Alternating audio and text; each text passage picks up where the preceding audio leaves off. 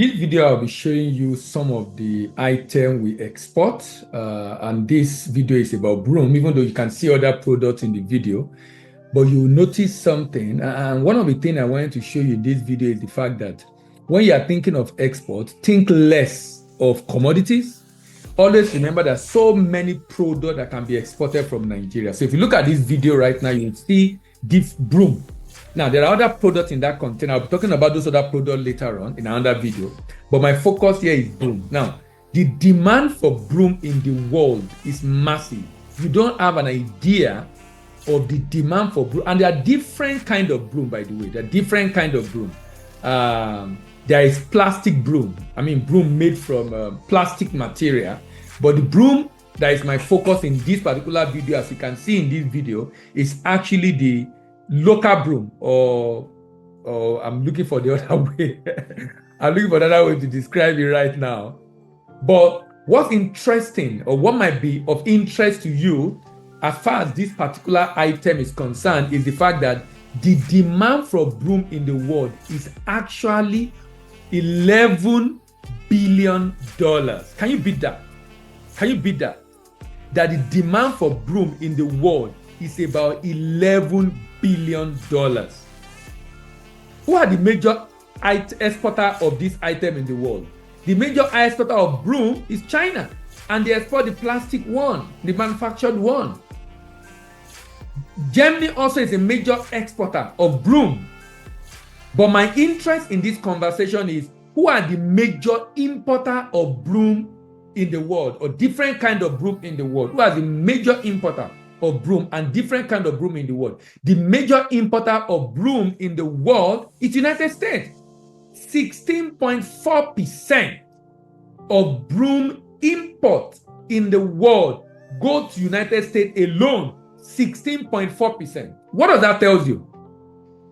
That 16.4% of Broom import is from United States alone. Followed by Germany, 8.57%. Followed by France, 4.43%. Remember, the total demand for Broom in the world is 11.7 billion. So you should not be surprised that you are seeing, even though you are seeing drink and that in the container, but my interest in this container that I'm trying to show you is the Broom being exported. Now, the idea is to let you understand the fact that when you are thinking of export, think beyond commodity. There are so many other products around you that you are not very conscious of, but with huge demand in the world. With huge demand in the world. This Broom can be of different types. Like you can see in some of the one being imported, you see those ones that have plastic with the rubber at the end that they use, But what's interesting for me, the first time I started exporting this Broom, I'm asking, what do they use it for? But some people are just used to this. Some people say, okay, they are using it for what they use for okra. What's the name? Ewedu. I've forgotten the English name now. Different people. What's another interesting about the export market is there are some times that your product, you just realize that there are people are using your product for other things. I mean, there are other things that people are using your product for that you're not even aware of. A good example is when I used to export kuli. And even though we thought we were exporting it for snack purpose, but there are people in the export market using it for their soup, like the Asians, for example. You may just discover, I've not identified other reasons why they import this kind of Broom, and this particular product is going to Europe. But I'm basically trying to say that it's so interesting for you to know the fact that there is so much demand for Broom, so that you can begin to think of that, oh, you mean there are other important products I can actually consider whenever I'm going into export, so I don't just focus on what I've been used to, which many people are used to, which is the commodity that we do. Cashew, cocoa, ginger, gum, and arabic, and I don't have any issue with that. But I come to let you know today that the demand for Broom is more than demand for cocoa. The demand for Broom is more than demand for cashew. The demand for Broom is more than demand for sesame seed. The demand for Broom is more than the demand for many other commodities we are exporting.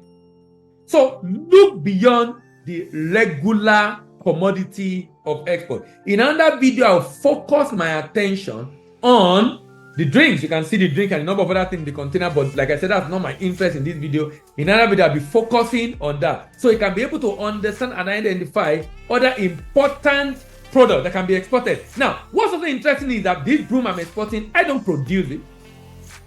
I don't produce it. Other people produce it, meaning you don't need to be the producer of the item you are exporting. You don't need to be the producer of the item you are exporting. Other people are producing the item. Other people are producing the item. Other people can produce for you. And they can produce for you your brand. So you can have a contract manufacturing or contract production for you in your brand. How interesting can that be? That I cannot get another person to produce for me in my brand. The advantage of that for me is that I would then be able to do more volume because I can get different people to produce for me in my brand. So I'll be stopping here on this video just to show you that, look, these are part of the item being exported, and we do an export mentoring program, by the way. And the reason I'm showing this is to let you know that, look, there are so many people that try to do training on export, but they are not exporter, but we export. And I'm showing you this to let you know that we export different products, and I mean regular Nigerian products. So that when you are thinking of it, you don't think commodity. Regular Nigerian product is what we are exporting from Nigeria. So that you can begin to appreciate the fact that there are so many products that can be exported, particularly products that are non-perishable. It's important for you to understand that now.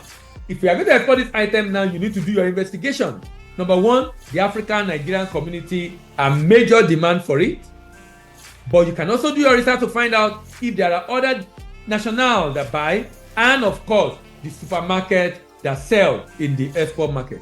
And I've shown you in this series of videos, different products that I have exported because I'm a practical exporter. When I come to talk to you here about export, I basically come to show you what I export.